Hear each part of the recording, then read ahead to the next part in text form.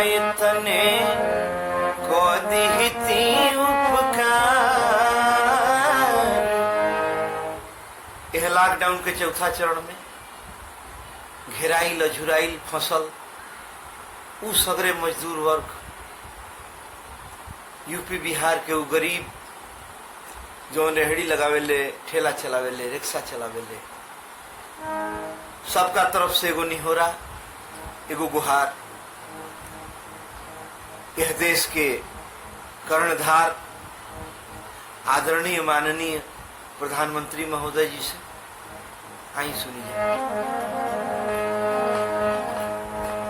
कि ये सरकार गुहार बैतने को दिहती उपकार।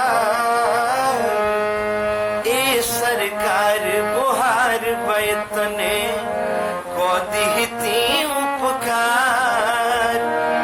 गावे भेज देती हमनी के देखिलित परिवार। बोन बाकल कारखाना दवाई भइल दाना। बोन बाकल कारखाना दवाई भइल दाना।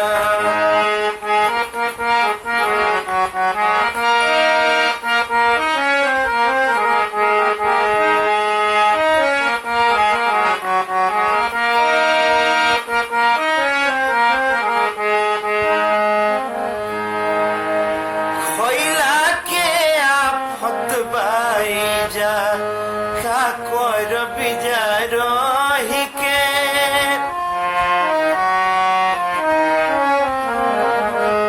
खइला के आफत बाईजा का कोर बिजारही के।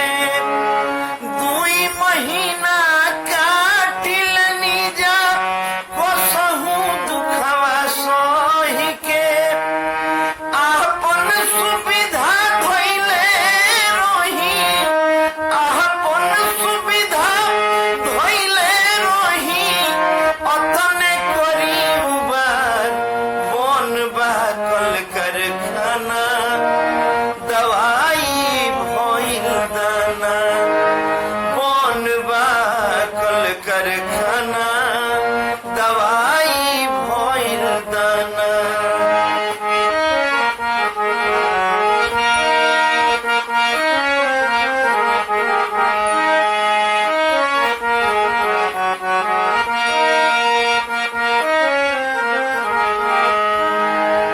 ये सरकार जब ई पता बजे रोग से मरही के बाद,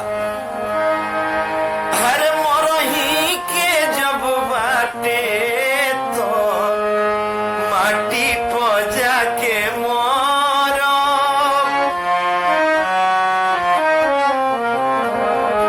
मरही के जब बाटे तो माटी पजा के मरो।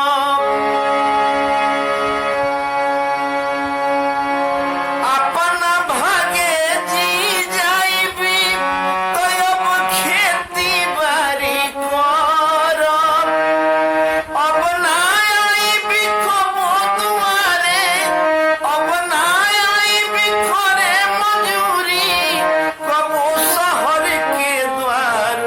बोन बाकल कारखाना दवाई भइल दाना। बोन बाकल कारखाना दवाई भइल दाना। ए सरकार गुहार बैतने को दिहती